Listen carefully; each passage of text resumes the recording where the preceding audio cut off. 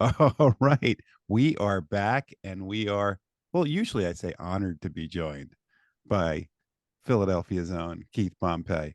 I debated how I'm going to introduce you today because what I could do is give you all the curtain crads that you deserve, which is you are now being honored next week by the Philadelphia Sports Writers Association. Congratulations. Who, me? Yeah, No, you. I am amazed that you started with that, Keith. So I'm gonna let you talk about it, but I am shocked he went there first. Yeah, I thought he was going to brag on Little Blue, but you know, thanks. You know what, y'all? I like this is kind of like the third year in a row that I was honored, and the only reason why I'm bringing that up is because this one means the most to me because it's from my peers, it's from people in Philly, and typically, you know, when you get a national award, you know, it's not based off what you do day in and day out. It's based off of an article that someone read or something like that. But to receive this from, you know, the Philadelphia Sports Writers Association, it really means the world to me. It does, because you can't trick those people, you know. So it means the world. But yeah, I'm shocked too. I thought he was gonna, you know, brag about, you know, his going to the University of Michigan, you know, and they finally won a big game, and you know, things like that. So Well, look. The fact is you're our favorite writer, and you deserve this award. You're incredible at what you do, and we appreciate everything that you write and everything you do and the work that you put into stories. And obviously, you deserve all the credit for that. Now that we got that out of the way, he's building up this. We got it all out of the way now. He's building up this transition, Keith. He built you up real big. Yeah. See, as a friend, congratulations. As a friend now, I also got to say, you gave me a ton of crap leading up to the Rose Bowl game and then leading up to the national championship. You are not only a master writer, but a master trash talker. Oh, of course, especially when my team is trash. Right? So I have to deflect. Yeah, but that may be the most impressive part of your trash talk. Like, you got nothing to trash talk about when it comes to, look, I, along with you, Giants fans, we got nothing to brag about. In fact, when the Giants win, it's actually to our own detriment. Exactly. And they keep doing, but it never slows you down. Like, there is never a point where you sit there and go, you know what? My teams really suck. I should probably lay low this week. Not you. You keep going. Yeah. You know what? To be honest with you, and this is funny, like, you know, you guys, we're all three of us are Facebook friends. It kind of, you know, doing that is kind of like a stress release. I mean, I hate to say it because, you know, your day is so busy with worrying about the Sixers and other things like that. So the little moment that I get and the little interaction that I get with people just laughing and joking, it kind of like lightens up the day a little bit. But now sometimes I feel like there are certain people who, like, they get offended by it. But I think for the most part, the joke is always on me because my team will probably lose, you know, get blown out by 30 points, and the Eagles will lose by a field goal, and I'm ripping the Eagles, saying how trash they are, you know, things like that. So the joke is always on me, you know, just like when I talk about Little Blue and I rip on Rutgers. But we all know, like, that Pitt is bad. It's bad. so the joke is always on me. So and as an alum of Pitt as well. Yeah.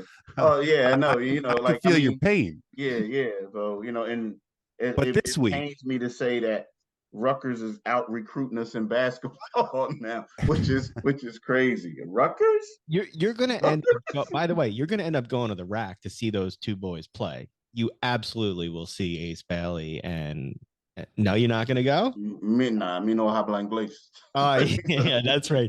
Look, it's a fun place to go, but finally Rutgers is recruiting some real players. I'll let Jeff get back to Michigan and then we'll get the Sixers, but I had to drop my Rutgers in there. Exactly. I'm not going to belabor the point. We already had a whole half of the show where I got to smile and be happy. You can say what you want, but right now we're national champs. And I get a free meal at some point. So I'm feeling. But you know, go ahead. cheating is winning, though. Wait, When is, I mean, like, y'all like the Patriots. Y'all like the Patriots. So y'all cheated. wait, Okay. Y'all cheated Well, so bad Nick well, Saban had to retire. just so hold you on, know, this sweatshirt's being replaced by one that says national champion. Yeah, he would have So had it already if they just sold letting you know. at the national championship. But wait a second, Jeff, did you finally win a sports bet? Yeah, finally. About damn time. Yeah. Yeah, I owe him dinner. I think we may go to this hot dog stand on Broad Street. I'll splurge and let him put some chili on it. All right. Well. All right. So we've had our fun. Now, let's get to what you're best at. Well, trash talking you're pretty good at, but let's get to what you're best at. Jason, go ahead, take it over. All right, Keith. I went down last Saturday night to the Jazz game. Like 20 minutes before the game, I find out that Embiid's not playing his knee. This team's 23-13. They lost to the Hawks the other night without Embiid. Look, Maxey played well. They had a bunch of guys that played well, but I mean, the first question I got to ask you is, what's Embiid's health with this knee? Yeah, it's funny because every time you talk to the coach, Nick Nurse, well, yeah, we're hopeful. Today, we're hopeful that he's going to play. And then next thing you know, when the injury report has to be official, it's, well, he's not playing. So, the thing is, and you feel sorry for the coach because the coach is the one who is speaking. He's the only one speaking. So, you want to say, come on, coach, what are you doing? Why are you lying? But he's the only one speaking, and because of HIPAA laws, they get lawyered up. Joel could possibly sue him if they say something he doesn't want to say. So the thing is, I think Joel's like, he has to sustain an injury. He had to. When you say left knee swelling, well, what's the cause of the swelling? And unfortunately, since they're not being as transparent as you want, you have to assume, could it be tendonitis? Could it be another ligament damage? What is it? There's other things that causes it. So apparently it's serious enough for them to keep him out. Now we got to figure out what it is, but it's something, because here's the thing: if you would factor in, if Joel could play, he would play. Now this is what the coach is saying. He said that the swelling went down, but they have to do the ramp up phase to get him back in shape. Now, my only question with that is, it's only been what, less than a week, 4 or 5 days. So here you go. You have the Sixers. They played on Saturday. They were off until Wednesday. Well, what's the difference between Joel and the other two guys? Now, he didn't practice, but you're saying he didn't practice because he didn't ramp up.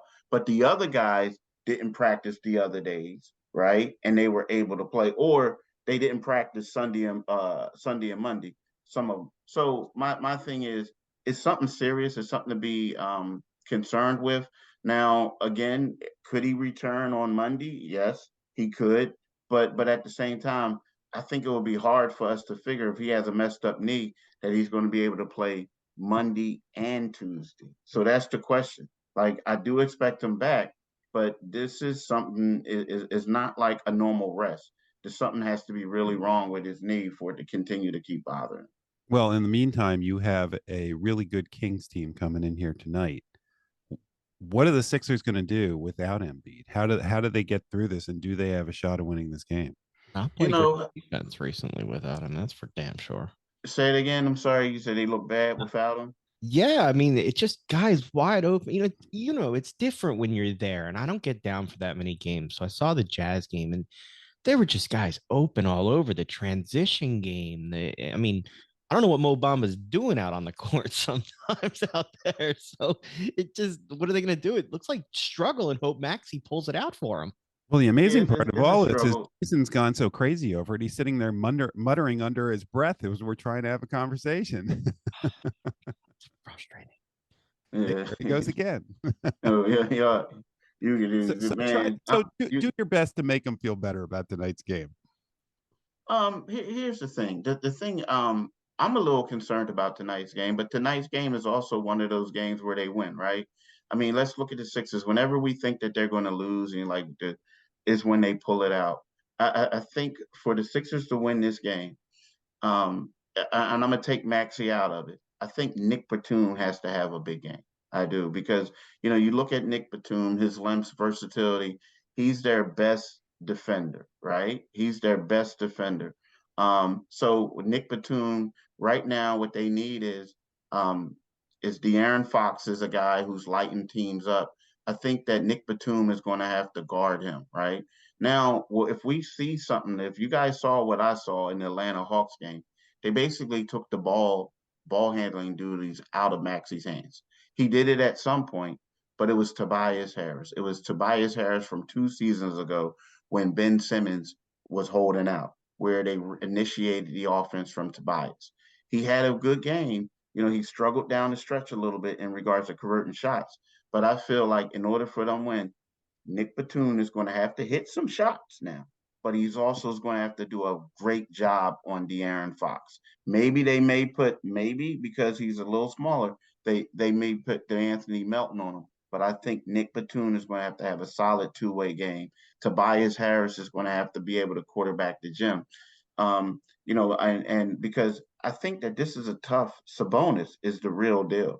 Like Sabonis is that all-star center that people just don't talk about at all. And like he's typically has some pretty good games against Embiid in the past, right? But Sabonis is going to play well. I think De'Aaron Fox is going to play well, and they have a lot of other guys in the gym. This is the team out of Atlanta, out of Utah. This is the one team that I would have said that the Sixers had no chance of beating without Embiid. Now look at it, knowing the Sixers, they're probably going to be able to play well without him. So to me, it's going to come down to Nick Batum and Tobias Harris. I'm curious about Tobias Harris. You've written about him a lot. He's kind of had an up and down year. He's had a like streaky where he's slumped for a little bit and then he's played well. Do you think putting the ball in his hand more helps him to go one way or the other? And what does that do for the long term with this team possibly having him running point as opposed to Maxey? Would that happen if Embiid's there, or is that just a necessity with him not there? I think it's a necessity with him not there. I think that when Embiid's there, like if we look at Maxey, is he a real point guard? I mean, is he's becoming one? But I think that when what you need is you want the free up opportunities for Maxey to get downhill. You want somebody else initiating the offense, right? Now, when you have Embiid there, he's clogging up the space. He's doing a lot of things. He's drawing attention. Well, that enables Maxey to do stuff. But let's face it, when Embiid's not there and Maxey has the ball in his hands, guys are blitzing them. They're doing all types of things. They're taking him out of his game.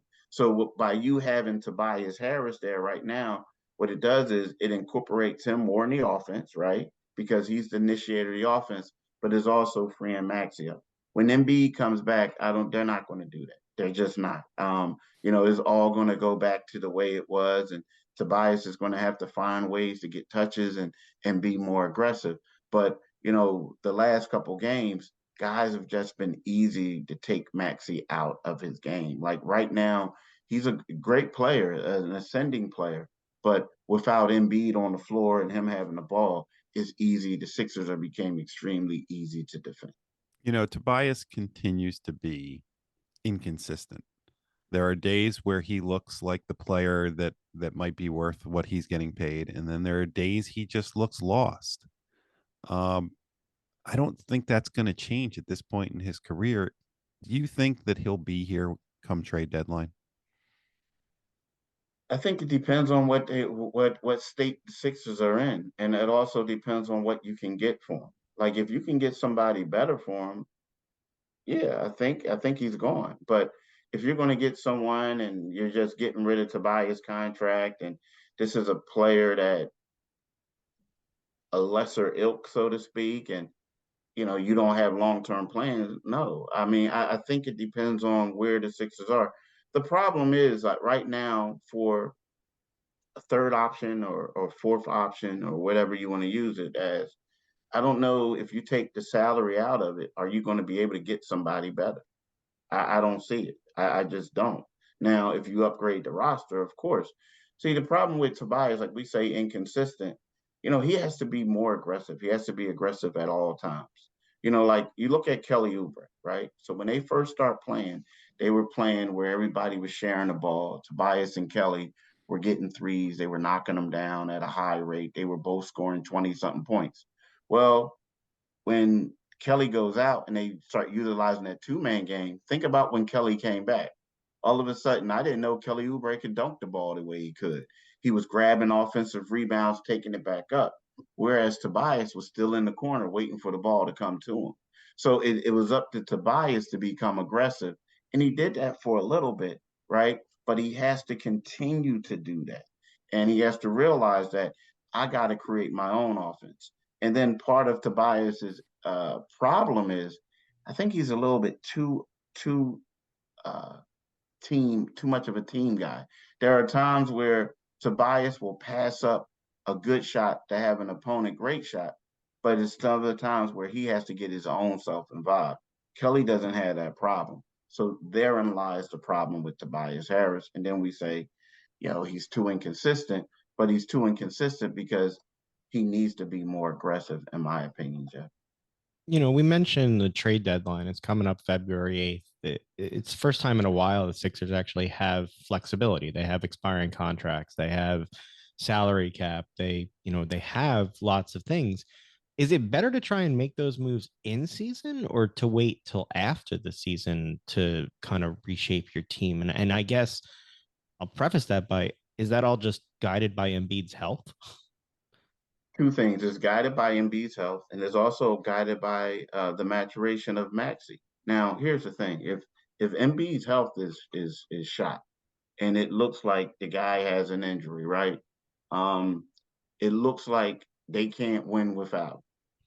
I don't know if I'm trying to make a wholesale trade now to bring in somebody, unless I'm trading them for Embiid and talking about we're going on for the future. And then that's the only way you're going to get something. Like, I don't think like you go out there and you get someone and you're making these wholesale changes and it's kind of like uh, altering what you have.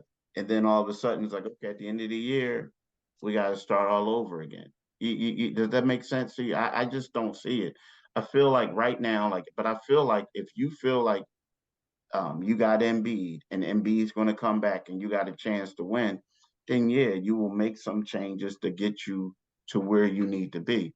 Right now, I don't see them making a trade that's going to help them. As long as Embiid's hurt, I don't think they're going to go far in the playoffs. I just don't. So with that being said, you might as well hold off until next summer to see if you can get the people you want. Another thing is with Kawhi Leonard signing this deal, then we're going to see if Paul George is going to sign something with the Clippers, what's going to happen. You're going to say to yourself, what's the free agent market? You know what I mean? What's the free agent market? Now, here's a guy to bring up, Pascal Siakam, right? A lot of people like him. They think that he could be a great fit for him. But do the Sixers have the pieces that are going to facilitate that deal? And then also you got to ask yourself, how does getting the Pascal Siakam impact Tyrese Maxey's maturation? So as much as everybody is hyping up this free agent market and hyping up these trades, I don't know if they're the right players right now to fit in. I think Oginobili was a great guy, but at the same time, he's going to the Knicks. So I don't really, I mean, he went to the Knicks. I don't really know if there's a player out there for the Sixers to get to say that's going to get the Sixers over the hump this year and next year in free agency. I just don't see it. People keep talking about players from the Bulls. I don't see anybody from the Bulls that is going to complement Maxey and Embiid and improve the team that much. Yeah, they what's the one guy's name? Zach LaVine. Not Zach LaVine. I think Zach LaVine is. I think he's the type of player that he can help you out, but I think that he's going to stand in the way of Maxey's growth, right? DeMar DeRozan, I don't even know if DeMar would want to come here. Like, I just don't. I don't see it. I mean, he would help out, but I don't see it. But the guy who I'm talking about that I would love to see in the Sixers uniform if I was the Sixers is Alex Caruso. You know what I mean? Like, I like what he brings. I like the defense. I think he's a good shooter. He's a quality player. But again, he's one of those guys that's a role player that can help your team out. But again, if you don't have a healthy Embiid and things like that, why are you going to go get him? Because Alex Caruso, believe it or not, he has the most trade value of anybody on the Bulls. because he's the type of guy. He's a winning player. He won a championship with the Lakers. He makes winning plays. He's a good guy. But even with that being said, do the Sixers have enough to go get him? That's the question mark. Because he's a good player. But again, he's the only one on the Bulls that I think that could help him. But at what cost? Because other people are going to want to come get him. We just have a couple minutes left in the show. I did want to ask you had a great story this week about Marcus Morris, his ties to Philadelphia. He got the key to the city this week. Just talk about him. I mean, he's been more on the court than I ever expected, but learning what he does off the court is very impressive. Yeah, the thing about Marcus Morris, I've known him since he was in the 11th grade, him and his brother. It was funny because, when I was a high school writer, we joked that I covered 6 McDonald's All-Americans in 7 years as the high school writer, covering high school basketball. I thought you were going to say if you went to 6 different McDonald's, but go ahead. I meant to way more than 6 back then. I haven't eaten McDonald's in like 4 years though. It's crazy, but maybe if they gave me some money, maybe I would. But but anyway, but so he and his brother were like not even close to being it. I mean, they just were guys from North Philly. They were good basketball players, but they didn't come with a lot of hype. And when you look at their careers and how long they lasted in NBA, this is their 13th season. I mean, and you look at some of those other guys who were rated higher than them, who have already retired and done other things, you have to praise them. But the one thing that I like about him and his brother are that they never lost sense of who they are. And, they stumbled and they fell. They made bad mistakes in their careers early on, that guys do. But they never lost faith, and they never lost like a sense of self. They represent North Philly. They're proud of it. But they're also the type of guys that, regardless of your race, your ethnicity, or anything, people welcome them and people accept them, and they're polite and they get along with everyone. So for him to get the key to the city on Thursday in Philadelphia, I was honored. I was happy for him, and I was a little upset that I didn't get to go because I was supposed to fly in and go to it and do all types of things. And my flight got delayed and delayed and delayed, and I missed it. And I'm upset about it because I wanted to see this guy be honored because I wanted to. I feel like it was huge for the city to do that. And me saying this, like I think that the Sixers, he's a guy that they could trade to make something, and I think that it would be a huge disjustice or a huge mistake by Daryl Morey to trade this guy because he is Philly true and true, and he can play. And I feel like that he's someone that they need to keep on in the fold moving forward, as opposed to using as a trade chip. And what you just said about Morris and about how you couldn't be there is what we'll be saying when you get your key to the city about how offended we're going to be when we don't get to go. So you better make sure that if we're still on the air, that we're front and center cheering you on, and of course, giving the big speech to introduce you. He's just trying to get something better than a hot dog. I'm gonna give him some relish and some onions now. He's trying hard with the chili. No, Keith, we joke a lot, but we want you to know that there's nobody more knowledgeable, nobody more professional, and nobody that does more of a service to this city by writing the stories that you write. And we want to thank you. Hey, I appreciate you. I really do. I appreciate, y'all for having me on here. And, I'm always joke about Little Blue and Rutgers and everything. But, it's one of those things where I feel honored to come on here. And I wish I was on here more, but it is. I understand you guys are busy. But the thing is, when you get the key to the city, we'll have you on more. All right, that'll work. I'm about to call the mayor and like, look, you lady, can come on. You better give me the key. I gotta come on with Jeff and Jason. You can come on anytime. We just know how valuable your time is, and yeah. We would have you on every day that we're on the air if we could. Trust me. Yeah. All right. Is that Michigan sweatshirt new? No, this one's not. But the one that says National Champs is on its way. They didn't have the gear available at the stadium. He was Yeah, they had crap gear at the show. stadium, so we all went back to our hotel rooms and ordered online. Oh, okay. Okay. I guess we're suckers. Happens when your team wins, Keith. We don't really know anything about that. Look, if you'll wear it, oh man, would I love to see you walking around in a Michigan national championship. What, Big Blue? Yep. I don't know, man. Should I cut it off before you have to answer, Keith? No, he says on the air that he'll wear it, then he'll get it. I mean, if you give me one, I'll wear it. All right, there you go, Jeff. Yeah, I'll wear a Michigan. You know what'll happen? We'll get mugged in Detroit. We'll go to that hot dog stand and he'll accidentally drop some ketchup and mustard all over the national championship all down logo. The front of it. No, you know what? I'll wear. I mean, you know, as a kid growing up, everybody. I mean, I like Michigan. I mean, you know, as a kid growing up, but I loved like Anthony Carter. You know, I loved. Believe it or not, the coach was one of my favorite quarterbacks. He was a really good quarterback. People forget about that. He was the runner-up for the Heisman. Huh? He was the runner-up for the Heisman Trophy. Yeah, he was really good. And then, you know, it just seemed like as he got older, you start saying, "Oh, this guy's a little different." Right? I don't want to. No, that didn't come with age. He was always like that. I don't want to. Oh, really? Off, oh, yeah. I've had enough Michigan love this season. It's all I can put up with. Keith Pompey. We'll look forward to following you at Pompey on Sixers. Read you in the choir. Thanks so much, man. All right, you Rutgers hater. Bye-bye. Take it easy.